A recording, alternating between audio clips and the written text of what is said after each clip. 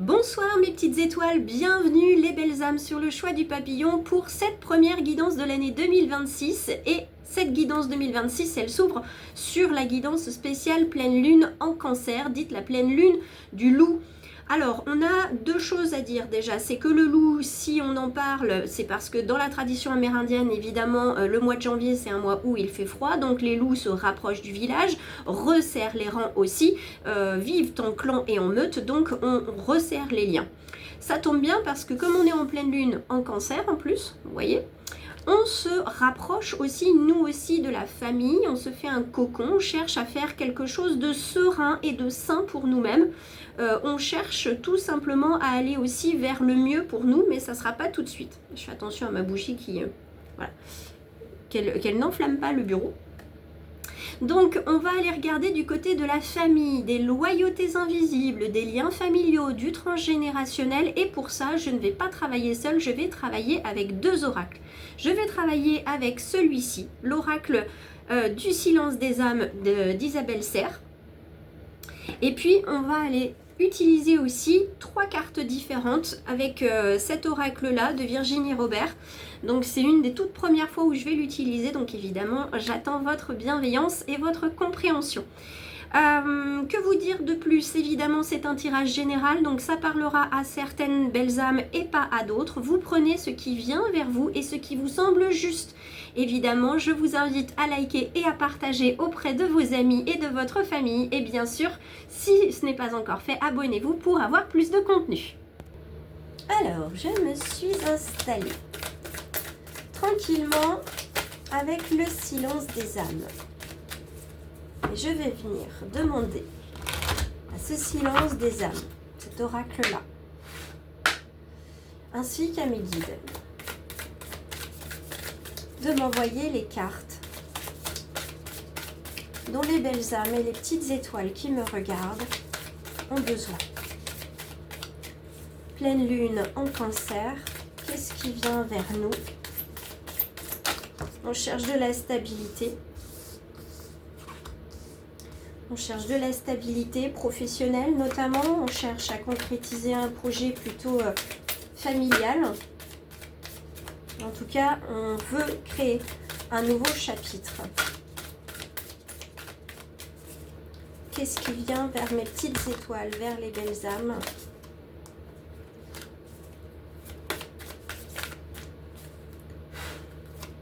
Qu'est-ce qui vient vers elles? Eh bien, je crois qu'on va s'arrêter là. Alors, eh bien oui, évidemment, le dodo deck est très significatif. On a évidemment le sens de la famille. Ça, c'est quelque chose d'important pour vous, mais c'est également quelque chose d'important pour votre lignée. Alors, il y a parmi vous qui me regardez ce soir des personnes qui sont vraiment extrêmement attachées à leur famille. Quoi qu'il s'y passe, quoi qu'il se soit passé, les liens sont toujours très forts. Il y a une forme de dépendance affective pour certains et pour d'autres, il est inconcevable de ne pas prendre soin ni de prendre de nouvelles de sa famille, que ce soit des frères, des sœurs, des parents, les oncles, les cousins, les tantes, etc. C'est vraiment très très pro-famille.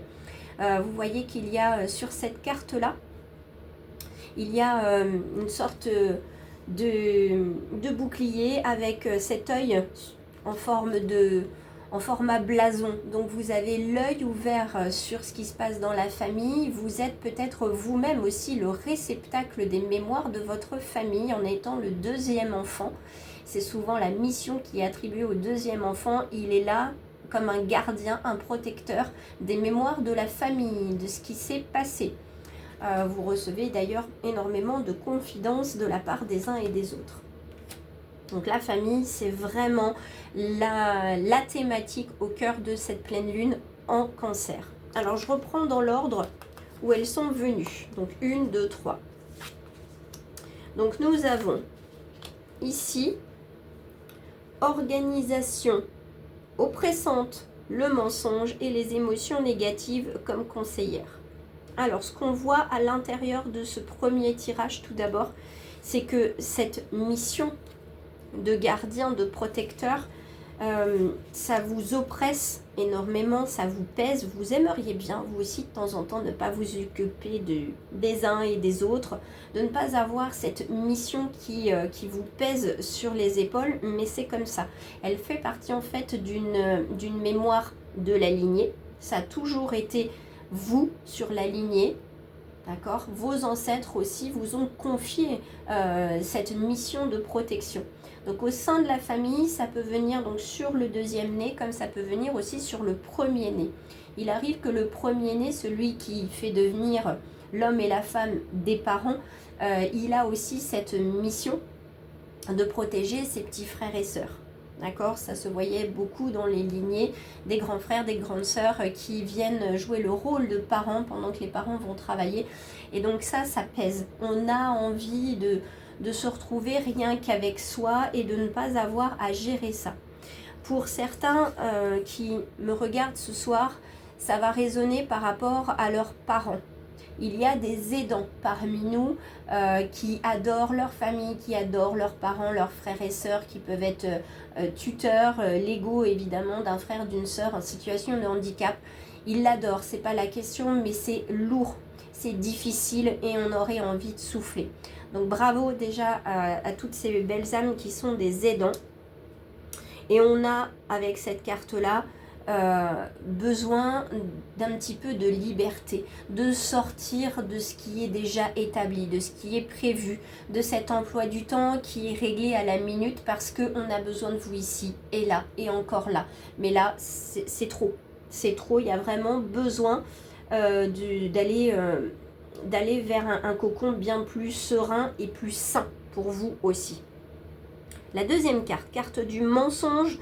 Dans vos lignées, on a pu vous dire qu'il n'y avait que vous qui étiez capable de vous occuper de votre famille. Cette mission de toujours protéger, d'être là pour les uns et les autres, c'est un mensonge sur la lignée. Il y avait évidemment beaucoup d'autres personnes qui étaient en capacité de le faire, mais c'était bien plus simple de vous laisser cette charge, cette responsabilité. Et puis on s'est habitué à ce que vous vous en occupiez. Et évidemment, le jour où vous allez un petit peu ruer dans les brancards, gentiment d'abord et puis un petit peu plus fermement ensuite, ça va brasser un petit peu de monde. Évidemment, ça va apporter son lot d'émotions négatives. Alors, non pas la colère, c'est pas ça qui va venir, mais c'est plutôt la culpabilité. Comment est-ce que tu peux faire ceci? Comment est-ce que tu peux oser faire cela? Donc il va y avoir une notion de culpabilité qui va revenir déjà de l'extérieur, mais en plus elle sera déjà à l'intérieur. Sachez que vous pouvez vous libérer évidemment de tout ceci.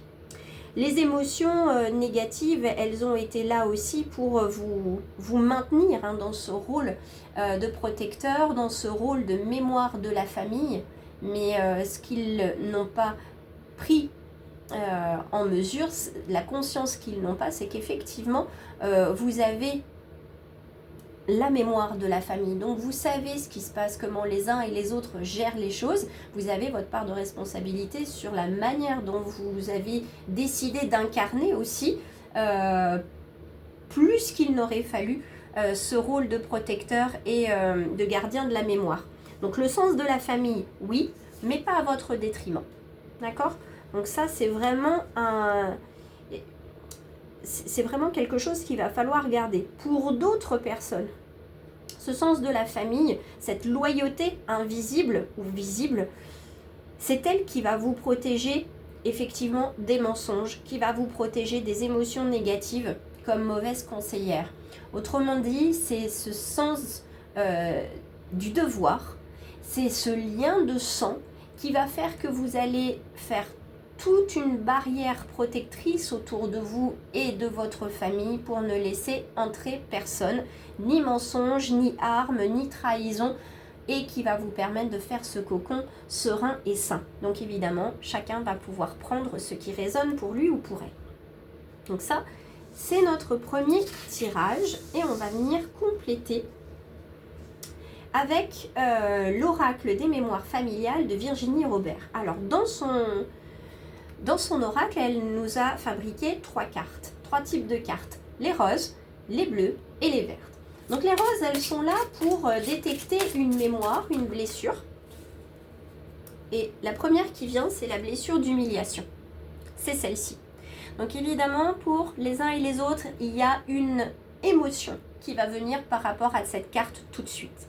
Vous voyez cette carte-là, vous voyez des flèches qui arrivent de part et d'autre, vous voyez des attaques qui ne sont pas toujours justifiées, vous vous sentez peut-être souvent victime des attaques des uns et des autres, des reproches, où vous prenez tout comme un reproche, comme une agression. Alors c'est pas parce qu'il y a agresseur qu'il y a agression, c'est pas parce qu'il y a agression qu'il y a agresseur. Donc on fait bien attention à faire la distinction entre les deux. Une personne n'a pas forcément l'intention de vous blesser, de vous faire mal, mais ça peut être pris comme tel. On se sent humilié quand on n'arrive pas à être à la hauteur d'une tâche, d'une mission.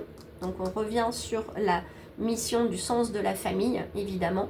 On se sent trahi, on se sent nous-mêmes, on se sent pas en capacité de, ou pas autant. Donc voilà, la blessure est ouverte et réouverte dans ces moments-là où on se sent dans l'incapacité de protéger sa famille. Donc ça, c'est la première carte. La carte de l'humiliation. Donc je vous laisse un petit moment pour prendre peut-être un carnet ou une petite fiche et inscrire tout ce qui vous vient par la tête avec ce terme humiliation. Est-ce que ça résonne en vous sur des situations? Si oui, dans quelle situation vous vous êtes senti humilié? À quel moment vous vous êtes senti incapable de, peut-être? Virginie Robert, elle fabrique un deuxième type de carte, c'est la carte bleue. La carte bleue, elle vous indique à qui appartient cette émotion, cette mémoire, pardon, cette blessure. Et là, vous avez cette carte-là avec les grands-parents, même les arrière-grands-parents du côté maternel. Donc hommes et femmes, mais du côté maternel, donc du côté de votre maman. Ici, vous allez le ressentir par une émotion, par un flash, par une image, éventuellement par un ressenti corporel qui va se réveiller et se révéler du côté gauche de votre corps.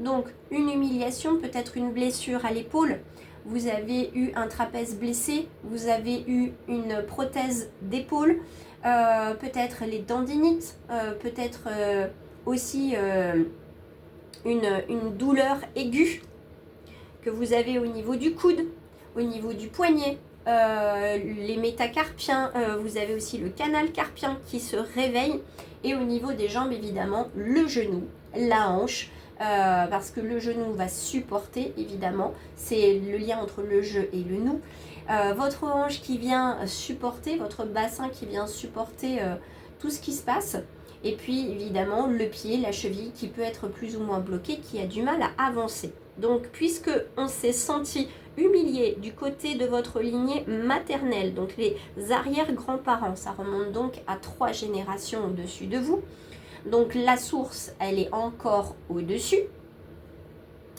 mais on peut déjà travailler en transgénérationnel sur les arrière-grands-parents. C'est à ce moment-là qu'il y a eu quelque chose qui s'est enquisté, une humiliation qui s'est enquistée, qui s'est inscrite à l'intérieur de votre lignée de sang, et c'est à partir de là que vous allez pouvoir trouver donc cette source et éventuellement comment y remédier. La dernière, la carte verte, cette fois-ci, c'est un processus de guérison. Alors comment s'accompagner sur la blessure d'humiliation qu'on ressent, qui appartient à notre lignée maternelle et notamment à nos arrière-grands-parents? Eh bien Virginie Robert, elle nous propose de récupérer notre énergie. La récupération de l'énergie, c'est dans un premier temps, on va commencer par savoir se protéger. Comme on protégeait sa famille, on apprend ou on réapprend à se protéger quand on sort. Quand on voit beaucoup de personnes, qu'on aille voir notre famille ou des étrangers, on se protège. Pour se protéger, évidemment, vous avez votre bulle de protection, vous avez l'appel aux 5 archanges, vous avez évidemment les pierres qui peuvent vous accompagner. Donc Virginie Robert, elle propose des processus de guérison, elle propose des rituels aussi, j'en propose également. Donc dans le descriptif de la guidance d'aujourd'hui, spéciale pleine lune en Cancer et pleine lune du Loup, eh bien ce que je vous propose, c'est de retrouver en fait ces rituels-là pour vous accompagner. Et pour l'heure, je vais vous souhaiter une très belle pleine lune, donc en Cancer. On se rappelle bien les mots-clés, stabilité professionnelle, projet familial, on crée un cocon serein et sain et on ouvre un nouveau chapitre. Je vous adresse mes meilleurs vœux pour 2026 et c'est parti pour une nouvelle aventure. Il y a des choses qui vont bouger, alors surtout n'hésitez pas à vous abonner.